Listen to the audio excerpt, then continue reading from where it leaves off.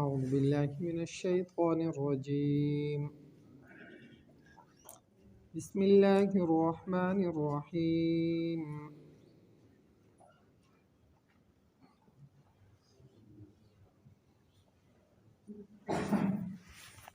سبحان الذي أسرى بعبده ليلا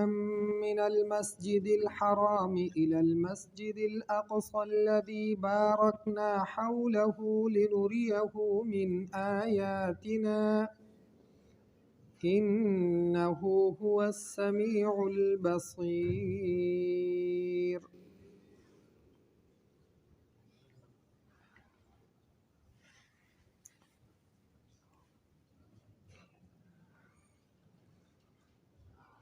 سورة الاسراء دا مکی سورت ته پدې کې 111 آیتونه دي او 12 رکوګانې دي پدې کې.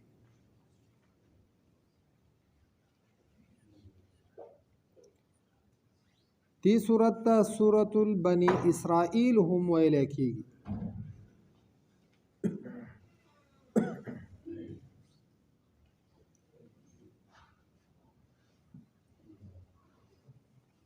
بنی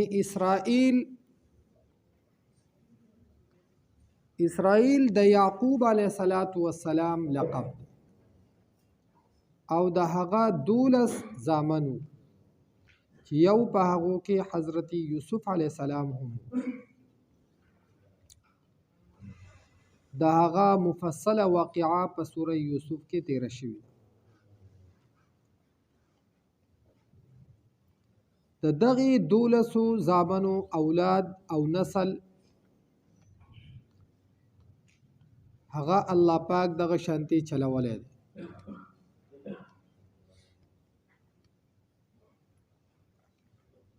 نو دغه اولاد ته بنی اسرائیل ویل کی او د حضرت یعقوب علیه السلام نو واخله د حضرت عیسی علیه السلام پورې پدو کې سلور زره انبیا الله پاک را لېږلي.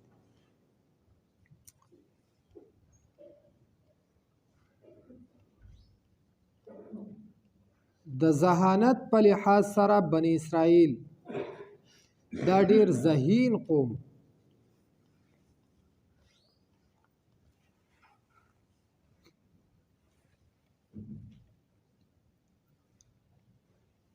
او الله پاک قادر مطلق ذات دی.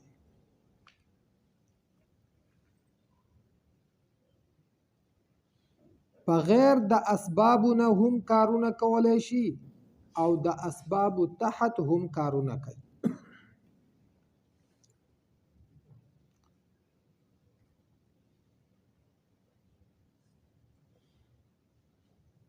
مثلا حضرت آدم علیه السلام الله پاک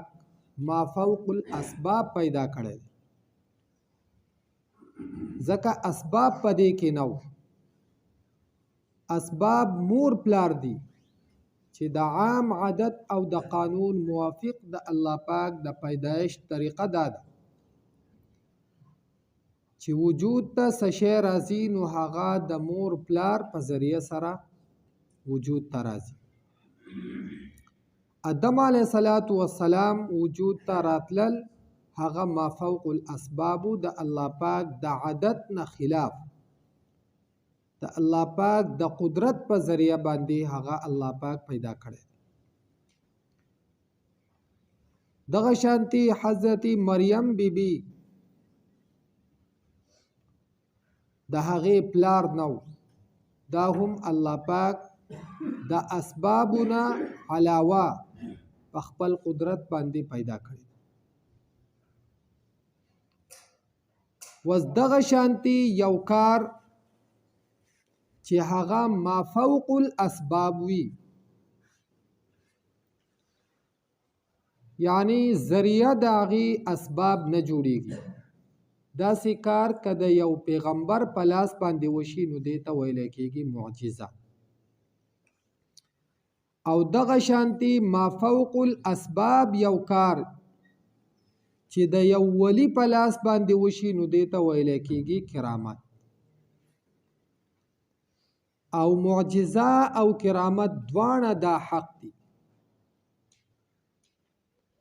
او ردی ثبوت په احادیث سره او په اجماع سره ثابت دی د دین انکار نه کوي مگر جاهل خلق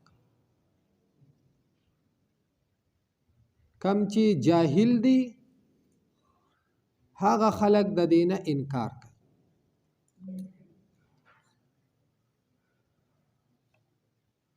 د پیغمبر علیه الصلاۃ والسلام ډیر زیات معجزات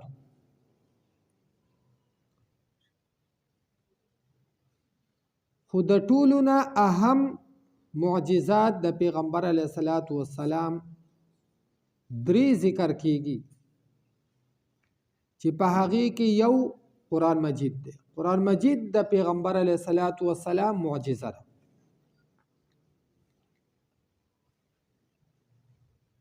او دا داسې معجزه ده چې چیلنج ورکړی شوی دی ردی چې څومره انسانان او پیریان دي دا ټول الله پاک وایي دا دې راجمع شي او د قرآن مجید په شانتي یو وړوکی صورت د دې چې دی هغه دې جوړ کړي وَإِن كُنتُمْ فِي رَيْبٍ مِّمَّا نَزَّلْنَا عَلَى عَبْدِنَا فَأْتُوا بِسُورَةٍ مِّن مِّثْلِهِ د مشرکین مکه د قرآن مجید په باره کې ډېر اعتراضات یو داو چې دا نعوذ بالله د الله پاک کلام نه دی دا د ځانه جوړ کړی شوی کلام دی یو بنده جوړ کړی الله پاک چیلنج وکړو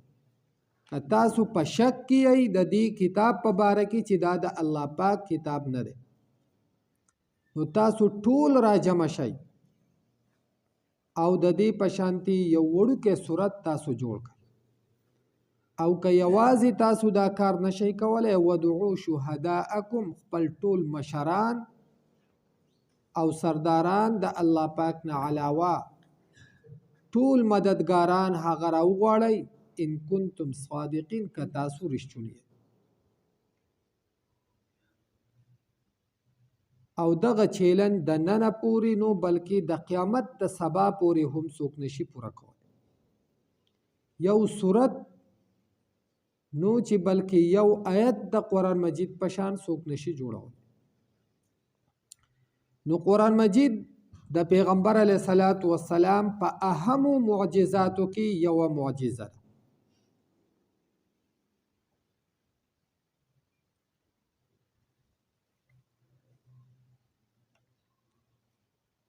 دویم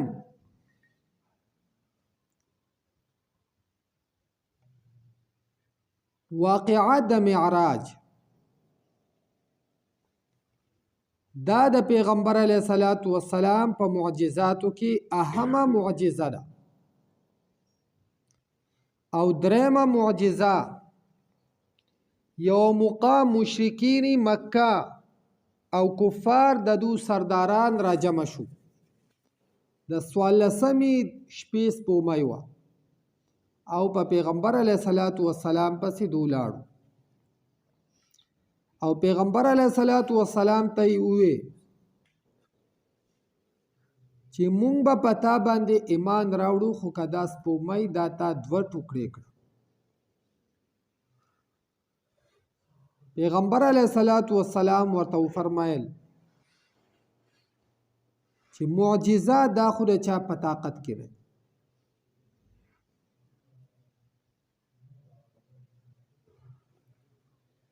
لیکن که الله پاک زما د تصدیق او د تایید د پاره داسې وکړه نو تاسو به بیا ایمان راوړئ خبره به ومنئ دوی چې او بالکل بس الله پاک د پیغمبر علیه الصلاۃ والسلام د تایید او تصدیق د پاره سپوږمۍ 2 ټوکړې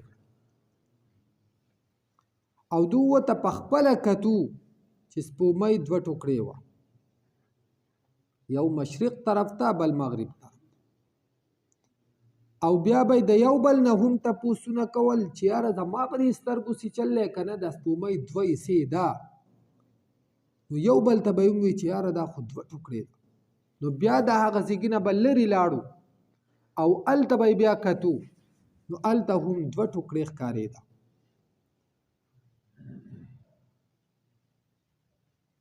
نو چې کله د پیغمبر علیه الصلاۃ والسلام د ایمان مطالبه وکړه، نو دغه منحوس ټولو پیغمبر علیه الصلاۃ والسلام ته وی چې په سوره قمر کې الله پاک د هغې ذکر فرمایلی دی، ويقولون سحر مستمر. دوته وی دا خو بس هغه جادو دی چې مسلسل را روان دی، او په دو کې یو کس هم ایمان رانه. نو دا درې معجزات د پیغمبر علیه الصلاۃ والسلام په غټو او اهمو معجزو کې دي.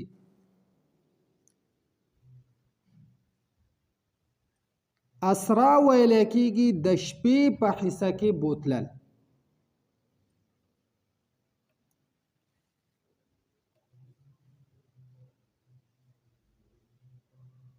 او معراج ویل کېږي بره طرف ته ختل.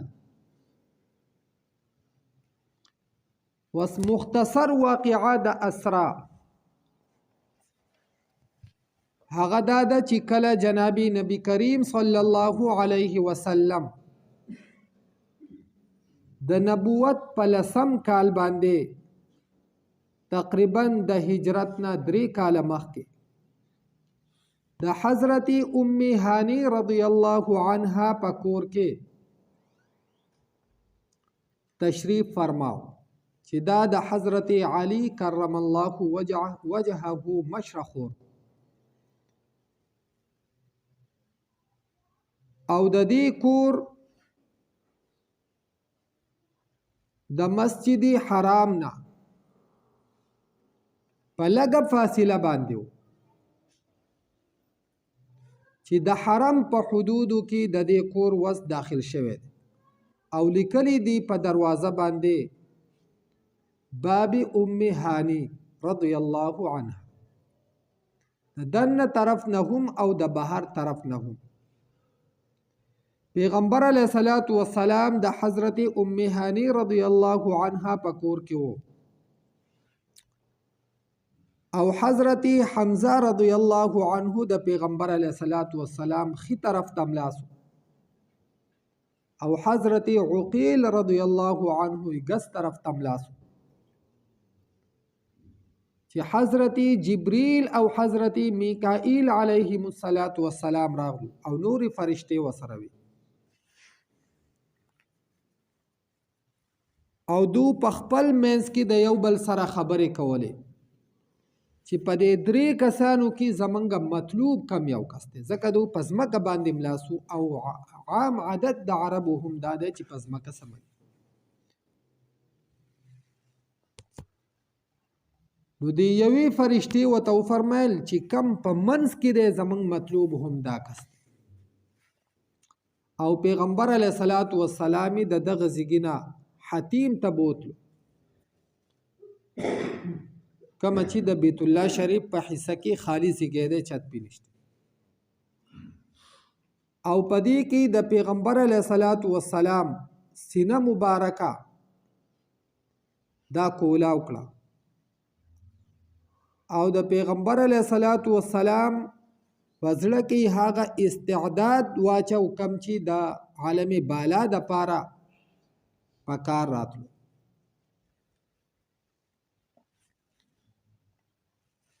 او بیا یو زناور راوسته شو چې هغه ته بوراق ویل کېږي. په دغه بوراق باندې پیغمبر علیه الصلاۃ والسلام سور کړی شو،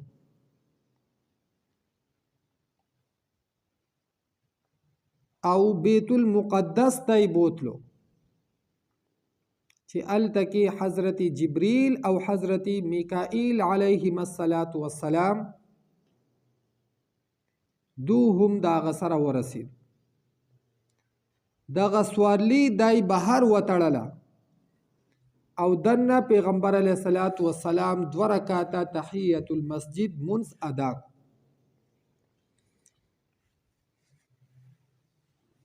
او بیا بره طرف ته پړوي هغه ختلې وي د مسجد د بیت المقدس چت چې دی دا کولاو کړی شو. او پیغمبر علیه الصلاۃ والسلام د بیت المقدس نه برا اسمانونو طرف ته فرشتو بوتلو. چې کله اسمان ته جبرئیل امین ورسید نو فرشتو تپوس وکړو چې څوک جبرئیل امین ورته وی چې زایما وی من معک استا سره بل څوک هغه ورته د جناب نبی کریم صلی الله علیه وسلم نوم مبارک واغست. دو دروازه کولا وکړه او پیغمبر علیه الصلاۃ والسلام او دو ته په خیر علی وی مرحبا مرحبا او استقبالی د دو وکو په دغه اسمان باندې. پدې کې جناب نبی کریم صلی الله علیه وسلم یو بوډا بزرگ هغه ولیدو چې سا شکلونه د هغه خي طرف ته او سا شکلونه د هغه ګس طرف ته س نشاناتو د چې بکله د خي طرف نشاناتو توکتو نو په خندا بشو او کله چې به د ګس طرف نشاناتو توکتو نو بیا به پجړا شو. پیغمبر علیه الصلاۃ والسلام د دونه تپوس وکړو چې دا بوډا څوک دی او دا څه واقعه ده او سی چلې چې د کله خي طرف ته وګوري نو په خندا شي او چې ګس طرف ته وګوري نو په جړا شي. جبرئیل امین وته فرمایل چې دا ستا پلار حضرت آدم علیه السلام دی او دا کم نشانات چې ردخی طرف ته دي دا هغه ډله ده چې دا اصحاب الیمین والدي کم خلقو ته چې په خی لاس باندې اعمال نامه ملاوي دا د هغه خلقو ډله ده. نو چې کله د دو ته وګوري چې دا د جنت مستحق او حقداران الله پاک ګرځولې دي نو د خوشحالۍ نه په خندا شي او د ګس طرف ته کم نشانات چې دي نو دا اصحاب الشمال والا خلق ته کم خلقو ته چې با اعمال نامه په ګس لاس باندې ملاويږي چې دا جهنميان. نو چې د دو ته وګوري نو د پلار د شفقت هغه مینه ر د پدو باندې راځي ځکه آدم علیه السلام د بری نوع انسان پلار نو د پلار د هغه شفقت په وجه باندې د خپشي او په دې باندې په جړاش. بیا دغه شانتی جنابی نبی کریم صلی الله علیه وسلم دویم اسمان ته بوتلو الدکی د حضرت عیسی علیه السلام سره پیغمبر علیه السلام میلاو شو. بیا دریم سلورم پنځم پشپغم اسمان باندې د حضرت موسی علیه السلام سره میلاو شو. د هغې نه بره وم اسمان ته چې کله وختونو د سیدنا ابراهیم خلیل الله علیه السلام سره میلاو شو. او بیا د هغه زیګینه په بره باندې پیغمبر علیه السلام هغه لاړ چې کله یو مقام ته ورسېدو جبرئیل امین ته هم پاتې شو.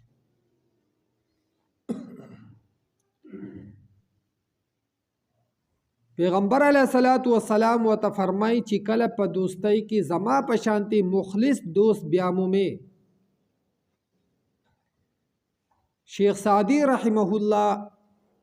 په خپل کتاب کې لیکلی دی چو درد سوتی مخلصم یافوتی عنانم ز صحبت چرا تافوتی. کله چې زما په شانتي مخلص دوست ته په مرګتیا کې بیا مومه نو بیا ولی आवाज پریته. جبرئیل امین ورته وای کردیسی گینه د یو ویخته په مقدار باندې برخیجم فروغ تجلا بسوزت پرم. د انواراتو او د تجلیاتو هغه برداشت نور په ما کې نشته، زما وزرې د الله پاک هغه انوارات او تجلیات داغي هغه دغه زما وزرې نورې سیزي دا په بره باندې ماته زما طاقت نشته د خطو. په اخوا باندې پیغمبر علیه الصلاۃ والسلام یوازې سفر وکي، هغه زیګونو ته پیغمبر علیه الصلاۃ والسلام ورسی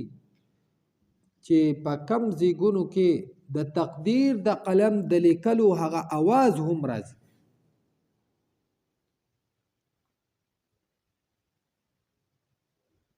بیا چې کله د هغه زیګونو نه جناب نبی کریم صلی الله علیه وسلم واپس او د حضرت موسی علیه السلام سره په واپسۍ کې ملاقات وشو. نو موسی علیه السلام ورته فرمایل چې څه تحفه دې راوړه. نو پیغمبر علیه السلام له الله پاک د معراج په شپه باندې 3 تحفې ورکړې.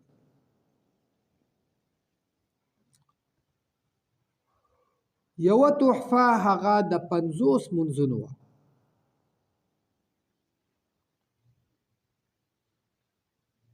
او دویمه تحفه د سوره بقره اخیری آیتونه آمن الرسول نواله د اخیره پور دا آیتونه الله پاک ولا په تحفه کې ورکړ.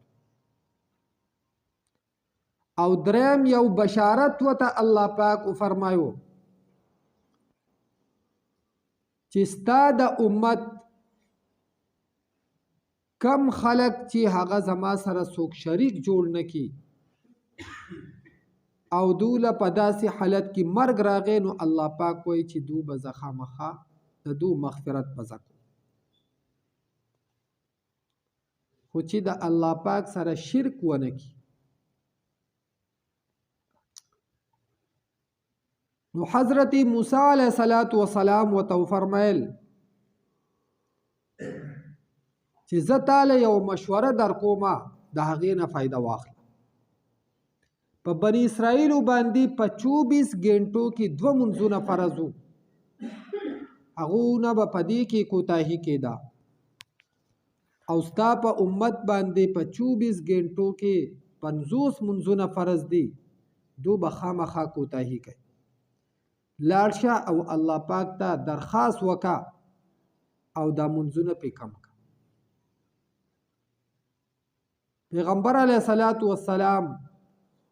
چې به په یو پیره درخواست وکو، الله پاک په یو درخواست سره 15 منځونه کم. چې بیا به راغی موسی علیه السلام ورته ووی چې دا اوس هم ډېر دي،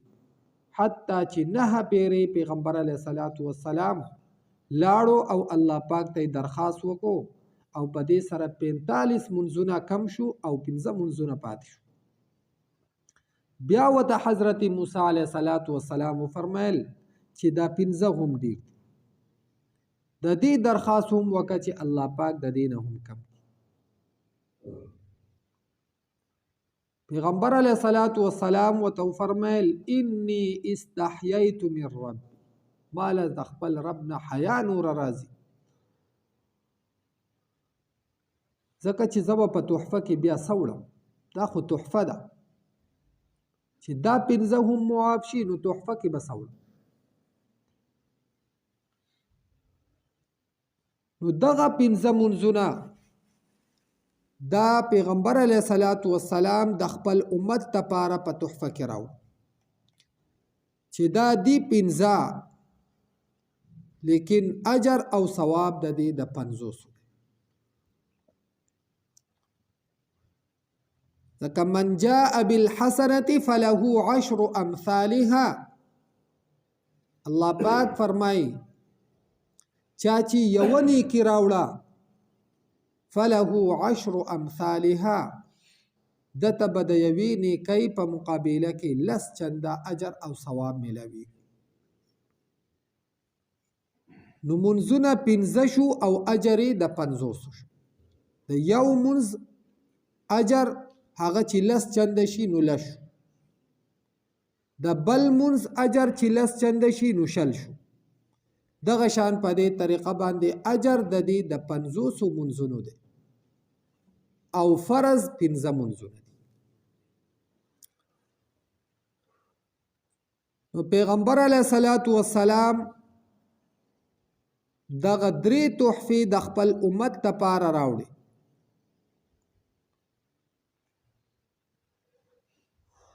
چې یو د منځونو فرضواله، دویم د سوره بقره اخیری آیتونه آمن الرسولنا د سورت د ختمېدو پورې 2 آیتونه او د دې ډېر لوی فضیلتونه او برکات هغه بیان شوي. او دریم بشارت تیر دی امت لپاره چې شرک دو نه کړي نو نور ګناهونه دا بوته الله پاک معاف کړي او خامخا یو نه یو ورځ به الله پاک جنت ته داخله.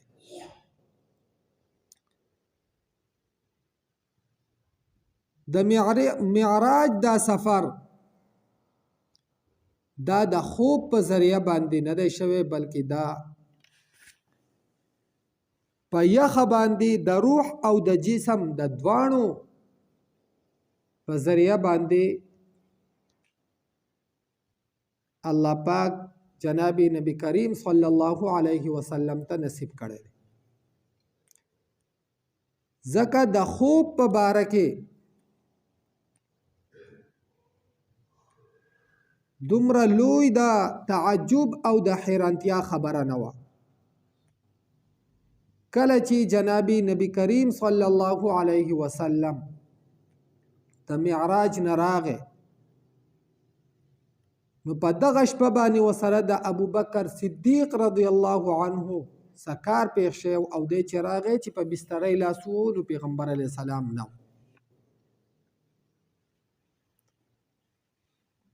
نو چې کله پیغمبر علی السلام ولیدو نو پیغمبر علی السلام ته یو فرمایل چې ما ستا په بستر باندې لاسو وهو خو تاسو ما ونه موندئ. نو پیغمبر علی السلام ورته دا واقعه بیان کړ. نو ډایرک په ډایرک ابوبکر صدیق رضی الله عنه فرمایل آمنتو چې ما ایمان راوړی دی په دې باندې او زه دې تصدیق بالکل په دې کې سوچ او فکر ونه. کله چې د نورو خلقو په مخ کې ابوبکر صدیق رضی الله عنه ردی بیان وکړو نو خلقو ډېرې لوی لوی قصې او اعتراضات اوچت کړو او دا خبرې شروع کړې چې ګوره په 2 میاشته کې منګه د مکې نه بیت المقدس ته سفر کوم په اوخانو باندې او په 2 میاشتو کې بیا واپس راځو. او د دې وس دا خبره کوي چې په یو شپه کې د الته هم لاړو او هم واپس راغی او یوازې دانو بلکې د بیت المقدس نه برا اسمانونو سیر او سفر هم وکړو. نو د دین نور ډیر لوی دروغ سکی دی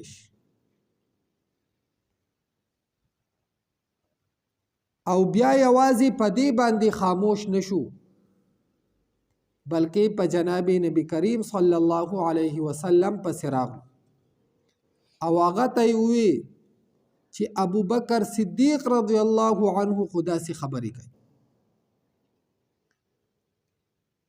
نو پیغمبر علیه السلام وتو فرمایل چې بالکل هغه رښتیا و. خو دا خبره رښتیا ده؟ پیغمبر علیه السلام ورته چې بالکل دا رښتیا. نو دوه ته بیا وی ځکه دا تجارت پیشه خلکو او دو بتلو راتلو دا سفرې به کول چې د بیت المقدس تنې سودی او دغه شان د هغې کړکۍ سودی او د هغې روشندانونه سودی او د هغې مثلا بمبې سودی. نو عام طور باندې یو سړی چې جمعات ته راځي د دې شیزونو خیال نه کوي ځکه د دې جمعات ته د کړکو شمارولو دپاره یا د ستنو شمارولو دپاره نه راغلی دی خو د خپل یو مقصود دپاره راغلی چې هغه عبادت دی. د د هغې سره کار که اوس تاسو نه زه تپوس وکم چې د بهر دغه بمبي چې دي دا څو بمبي دي دې طرف ته یا دې طرف ته نو غالبا چې تاسو ته پته نه او ما ته هم پته نه ځکه د دې شیزونو سره د چا کار نه نو پیغمبر علیه الصلاۃ والسلام خدا شمارول نو کړي نو پیغمبر علیه الصلاۃ والسلام فرمایي چې الله پاک بیت المقدس ماته مخامخ او دو چې به د کم شیز تپوس کو هغه به ما شمارو او دو ته به مې وي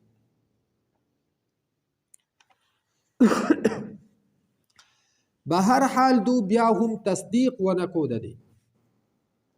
او خپل اعتراضات ذکر دو اعتراضات بناو په حسد او په بغض باندې نو کله چې جنابی نبی کریم صلی الله علیه وسلم د اسمانونو نراغه نو د اکثرو مفسرینو پنځ باندې کله چې پیغمبر علیه الصلاۃ والسلام د بیت الله شریف نه بیت المقدس تلاړو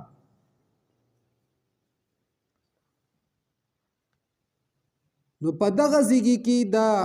انبیاو امامتي وکړه او حافظ ابن کثیر رحمه الله فرمای چې نه پیغمبر علیه الصلاۃ والسلام امامتي په واپسۍ کې د انبیاو کړی دا چې دغه انبیا د پیغمبر علیه الصلاۃ والسلام سره واپس را کوزیدو د رخصتۍ د پاره نو چې کله بیت المقدس ته راغلو نو الته کې د سحر مونځ پیغمبر علیه الصلاۃ والسلام به هر حال امامتی یا په اول کې شوی ده یا په اخر کې خو امامتی پیغمبر علیه الصلاۃ والسلام یقیني طور باندې کړی ده ځکه جنابی نبی کریم صلی الله علیه وسلم یو نوم او لقب امام الانبیاء دی نو کده دا امامتی نه کړي نو بیا خدا نوم او لقب سمانه نه لري خودته امام الانبیاء د دې د وجه نه ویل کېږي چې د انبیاء ولا امامتی کړي ده نو دا مختصر واقعه د اسراء چې الله پاک د هغې بیان په دې صورت کې کوي سبحان الذي اسرا بعبده الله پاک فرمای پاک ته هغه ذات چې هغه بوتلو خپل بنده د شپې په حصہ کې د مسجد حرام نه مسجد اقصا ته وګوره په دې باندې ټوله شپه نه ده لګېدلې د شپې یوه حصه په دې باندې لګېدلې او څنګه چې په دې واقعه کې د دغه سوالۍ نوم دا براق ذکر شوی دی علما لیکي براق دا مشتق دی د برق نه برق ویل کېږي بجلی ته کمه بجلی چې دا پنکې وغیره دا سیستم دا بلپونه دا چلی د دې په باره کې ساینسدانان دا خبره کوي چې د ټولې ځمکې نه دا په یو منټ کې 1500 پیرې گردش کولی شي دومره تیز رفتار دی ردی نو دا برق بجلی دا د انسان جوړه کړی شوی بجلی ده چې په دې په رفتار کې دومره تیزوالی دی نو چې کم برق او بجلی الله پاک په خپله جوړه کړې ده د رفتار د پاره چې د هغې به څومره تیز رفتار د دې د وجې نه کم خلک چې دغه شپه او یا زره کاله وه اتیا زره کاله وغیره چې کم قسمه القابات او نومونه دې له ورکوي دا ټول بې معنی دي الله پاک ته د دغې د اوږدولو لنډولو هیڅ قسمه ضرورت او حاجت نه خو که دغه شپه د وړي وه جو ظاهري خبره ده چې لنډه ده که د جمعي وه جو اوږده به وه نور پدې کې چې دا دونه کلونه د دې هیڅ دلیل او هیڅ قسمه قوت د دې خبرې نشته، بلکې الله پاک دغه رفتار د دې هر څه دومره تیز کړو چې په لږ وخت کې الله پاک دا ټول هر څه وکړ. ځکه الله پاک قادر مطلق ذات دی، د هیڅ قسمه اسبابو ته د الله پاک ضرورت نشته. او بیا چې بره پیغمبر علیه الصلاۃ والسلام کم سفر کړی دی چې هغه د ادرمپایي شکل صورت د دې دپاره هم خاص سوچ او فکر ته ضرورت نشته چې دغه به څنګه ادرمپایي. مخکې اعتراضات کیدو چې په ادرمپایي خو انسان خامخا خیږي، په دومره لري سفر باندې ستړي کېدل وغیره، دا د انسان د عقل یوه تقاضا وه. لیکن د الله پاک په قدرتونو کې د انسان د عقل هیڅ قسمه طاقت کار نه کوي، او د انسان عقل دی څه شي. اوس په موجوده ساینسي دور کې دغه اعتراضات هم تقریبا د انسان ختم شو. د پړوو هم ډیر قسمونه دي. داسې پړوی دی چې انسان ودرېږي یا خود به خود په بره خیږي، تبه قدم نه دی. داسې د پړوو طریقه د لفت په صورت کې ده چې انسان په خپل ځای ولاړی هغه بځي. نو چې دا د انسان دومره طاقت کېدی شي، نو هغه ذات چې هغه قادر مطلق ذات دی، د هغه به څومره طاقت او قدرت او هغه به څنګه شی نشي تیارولی. د هغه دپاره د دې قسمه ضرورتونو کم چې انسان بیانوي د دې څه ضرورت راتلی شي. په دې هر څه باندې الله پاک قدرت او طاقت والا. الله پاک فرمای بارکنا حوله، هغه مسجد اقصی چې برکت اچولی دی مونږه چار چاپیره د هغې نه.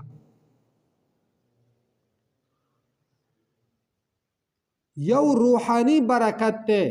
چې ډیر انبیا الله پاک په دغه ملک کې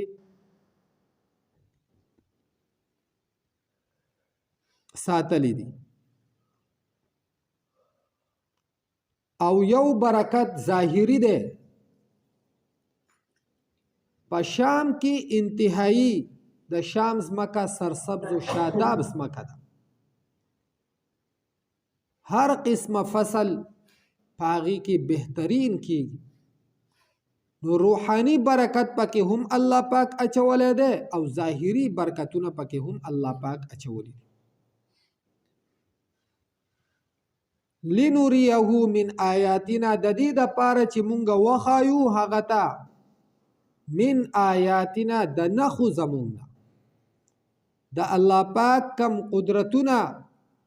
او د وحدانیت کم دلایل چې دي، الله پاک وایي چې مونږ هغه ورته وښایو. ځکه انه شان دا دی چې دا الله پاک هو السمیع البصیر، هر څه اوري او هر څه یې. نو ډیر لوی ذات دی. د هغه په کارونو کې انسان له د خپل عقل نه کار اغستل نه دی پکار، بلکې د هغه په هر قسمه کار باندې د انسان دپاره په غیر د سوچ او فکر نه او په غیر د اعتراضاتو نه ایمان راوړل او د هغې تصدیق کول. د دې ځای نه الله پاک د موسی علیه السلام د کتاب بیان کوي.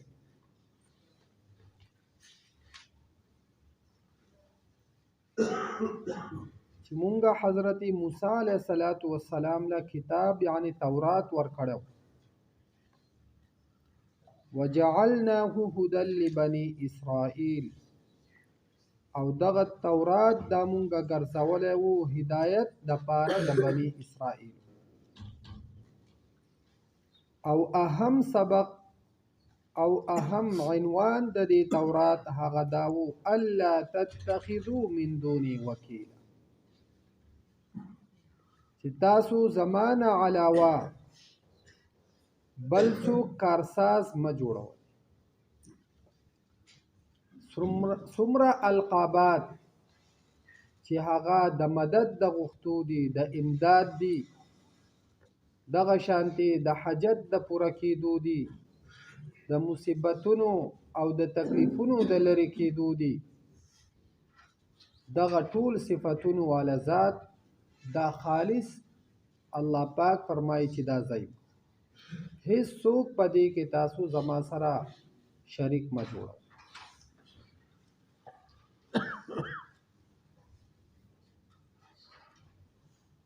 او ترغیب الله پاک بیانې توحید طرف ته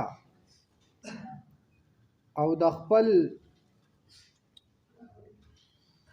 نعمت بیان کوي ذریه من حملنا مع نوح، اے اولاد د هغه چا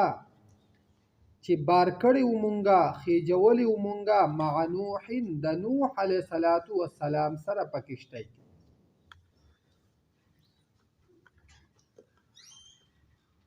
نو الله پاک د خپل احسان بیان کوي چې ګوره ستاسو پلاران او نیکونه هغه مونږه د حضرت نوح علیه السلام سره په کشتۍ کې بچ کړي. که هغه نه بچ کړی شوی نو نن به ستاسو وجود هم نه. او بل احسان انه کان عبدا شکورا، یقینا وہ حضرت نوح علیہ السلام بنده شکر گزار. نو ګور استاسو نکاح حضرت نوح علیہ السلام هغه هم د توحید بیان کو، نو تاسو د خپل نیکونو د دین مخالفت ولیکو، د خپل نیکونو د خبرې د هغې نه انکار ولیکوئ، او تاسو د خپل نیکونو مشرانو د لارې نه په بله لار باندې ولیځئ. او که تاسو دغه لار پرېښوده نو تاسو به هم د ظالمانو په ډله کې حساب شئ.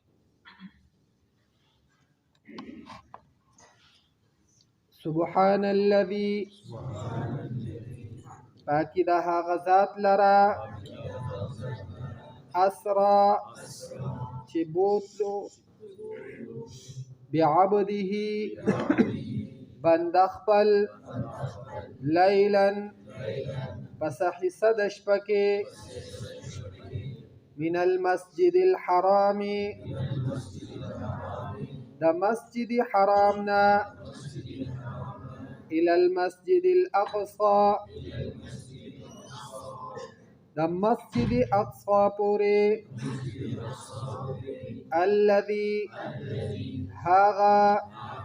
بارکنا چې برکتونه اچولې دي مونږه، حوله چار چاپیره د هغې نه، لنریه د دې دپاره چې وښایو مونږه دته، من آیاتنا د عجایباتو د قدرت زمونږ نه. دغه ټوله واقعه دا ټول په عجایباتو باندې مشتمله وه چې د اسمانونو سیر، دغه شانتې د انبیاو سره ملاقات، بیا د اسمانونو نه بره د سدرة المنتهى د بیت المعمور نه بره تلل، دغه شانتې بیا د هغه ځایګي نه په دغه شپې په یوه حصه کې واپس راتلل، او د جنت او د دوزخ سیر کېدل، دغه ټول په عجایباتو باندې مشتملون. الله پاک وایي د دې دپاره چې موږ دته د خپل عجایباتو د قدرت نه نشانات او نښې وښیو. انه هو السمیع البصیر، یقینا الله پاک اوریدونکی او لیدونکی د هر څیز دی. وآتینا او ورکړو مونږه موسی علیه السلام ته الکتاب کتاب یعنی تورات، وجعلناه او ګرځولی مونږه دا هدن هدایت لبني اسرائیل د پاره د بني اسرائیلو الا تتخذوا دا چې منیسي من دوني علاوه زمانه وکیلا کارساز یعنی په دغه کتاب کې موږ ته حکم بیان کړو چې تاسو زمانه علاوه بل څوک مددگار او کارساز مه جوړوئ. ذریتا اے اولاد من د هغه چا حملنا چې خېجولې مونږه مع نوح د نوح علیه السلام سره په کشتۍ کې انه یقینا ده کانو عبدا بندا شکورا شکر گزار